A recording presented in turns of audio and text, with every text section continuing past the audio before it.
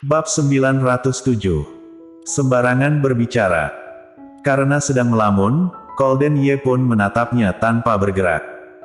Audrey Han merasa kalau ada amarah di matanya yang gelap, jadi dia segera kehilangan kepercayaan dirinya. Apakah dia terlalu keterlaluan?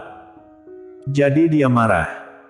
Memikirkan hal ini, Audrey Han hanya bisa mengulurkan tangannya untuk menarik lengan bajunya, dan berbisik, "Ada apa denganmu?" Golden Ye pun kembali sadar, melihatnya menatap dirinya dengan ekspresi dan mata yang sedih. Otaknya yang penuh dengan pikiran pun menghilang tanpa jejak dalam sekejap. Lupakan, buat apa memikirkan itu? Selama dia ada di sisinya, tatapannya dan sikapnya terhadap dirinya bukanlah palsu. Siapa yang pernah dia cinta dan dia sukai, apa pentingnya? Hanya saja dia hampir gila karena cemburu pada orang itu. Anak di perutnya. Tiba-tiba terasa sentuhan di pipinya. Golden Ye melihat Audrey Han yang menatapnya dengan cemas. "Ada apa denganmu? Apakah aku baru saja mengatakan hal yang salah?" Golden Ye kembali sadar dan berkata, "Jangan memikirkan yang aneh-aneh." Apakah dia memikirkan yang aneh-aneh? Audrey Han menggigit bibir bawahnya, "Tapi aku merasa suasana hatimu sedang buruk akhir-akhir ini. Apakah aku melakukan sesuatu yang salah?" Mungkin dia terlalu bangga, makanya dia seperti itu barusan. Kalau tahu dia tidak menyukainya, dia mestinya tidak melakukannya. Sambil memikirkannya, Golden Ye tiba-tiba mengangkat tangannya dan dengan ringan menyentuh ujung hidungnya.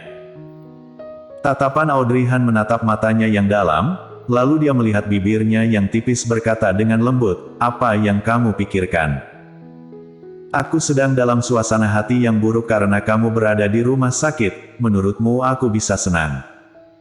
Saat dia mengatakannya, itu terdengar masuk akal.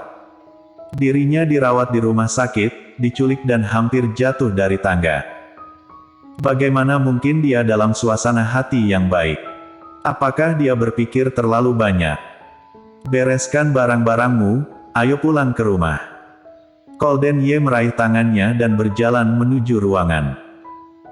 Keduanya berkemas, dan ketika Anisong mendengar bahwa Audrey Han akan keluar dari rumah sakit, dia pergi ke apartemen terlebih dahulu dan berencana memasak sesuatu yang bergizi untuk Audrey Han. Audrey Han masuk ke mobil, dan dia baru sadar bahwa malam ini adalah Tahun Baru Imlek. Awalnya, keluarga harus kumpul bersama saat Tahun Baru Imlek. Tapi sekarang ingatan Golden Ye belum pulih, jadi dia tidak bisa menjemput Glenn ke sini untuk merayakan Tahun Baru bersama. Namun, dia telah mencuci foto Glenn, membingkainya dan menguncinya di lacinya.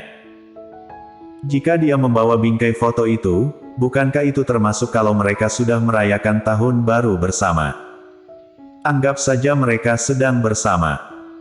Audrey Han tiba-tiba berkata, "Aku ingin kembali ke rumah sewaan sebelumnya, oke?"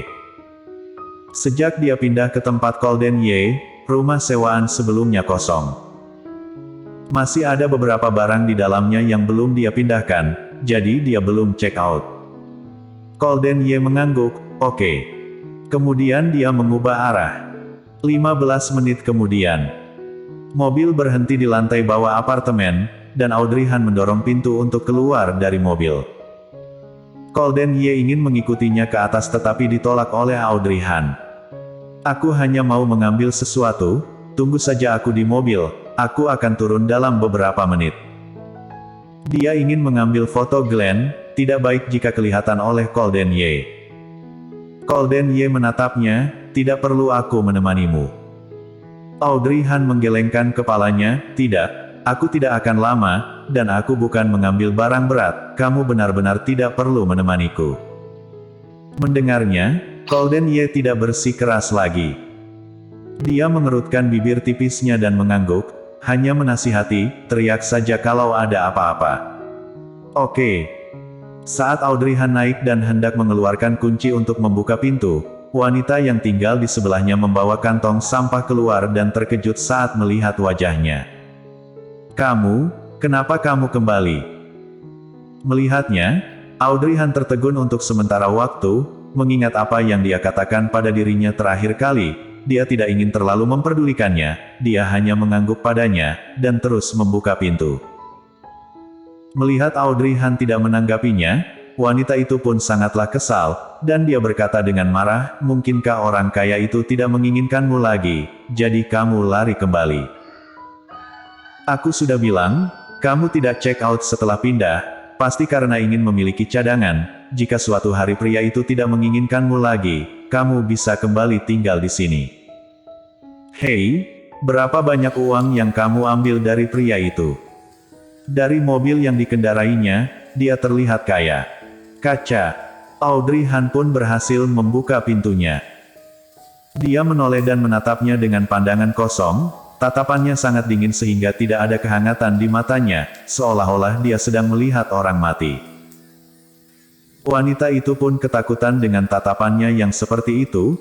Aku tidak ngomong salah, wanita sepertimu bisa berhasil merayu orang kaya dalam waktu pendek, mana mungkin tidak menggunakan metode licik. Audrey Han menarik bibirnya dan mencibir, apa hubungannya denganmu? Tetangga wanita. Kamu, apa maksudmu?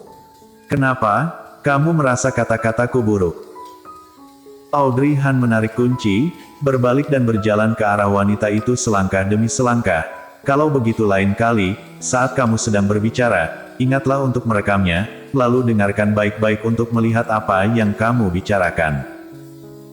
Tidak tahu apa yang terjadi, padahal dia beberapa sentimeter lebih tinggi dari Audrey Han, tapi di depannya, dia terasa kalah.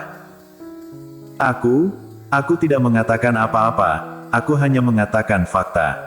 Fakta apa? Apakah kamu melihatnya dengan mata kepala sendiri? Aku tidak pernah melapor kalau kamu mengganggu orang lain di tengah malam, tetapi kamu malah mengatakan hal yang tidak benar di belakang aku lagi dan lagi. Jika kamu cemburu, bagaimana kalau kamu juga mencoba untuk merayu orang lain? Lihat apakah kamu bisa berhasil membuat seorang pria menyukaimu dalam waktu singkat dan membawa kamu keluar dari perkampungan kumuh ini. Kalimat terakhir itu menusuk hati wanita itu dan matanya pun melebar. Kamu, omong kosong apa yang kamu bicarakan?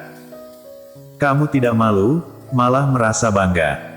Kenapa aku harus malu? Lagi pula, bukankah ada orang yang sudah hampir gila karena cemburu? Kalau tidak, mana mungkin akan mengatakan ini setiap kali bertemu denganku? Audrey Han tidak marah ketika membalasnya, tatapannya dingin, nadanya ringan, tetapi setiap yang dia ucapkan saat menusuk hatinya. Wanita itu mundur, memelototi Audrey Han dengan kesal. Audrey Han mencibir, begini saja sudah mundur. Setiap kali kamu mencari masalah denganku, aku kira kamu sangat hebat, tapi kamu malah speechless dengan ucapanku.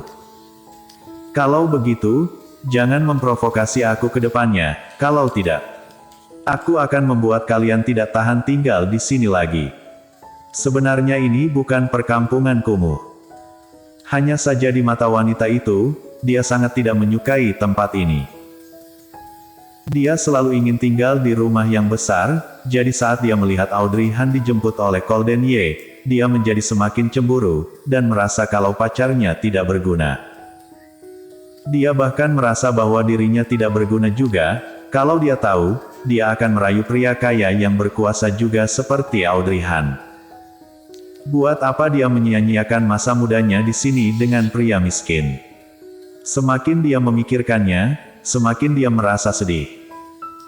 Setiap hari dia bertengkar dengan pacarnya untuk melampiaskan kekesalannya, pacarnya kesal dan lari keluar untuk minum, jadi dia tidak tahu harus melampiaskannya ke siapa. Ketika dia melihat Audrey Han kembali, dia pun memprovokasinya. Bersambung.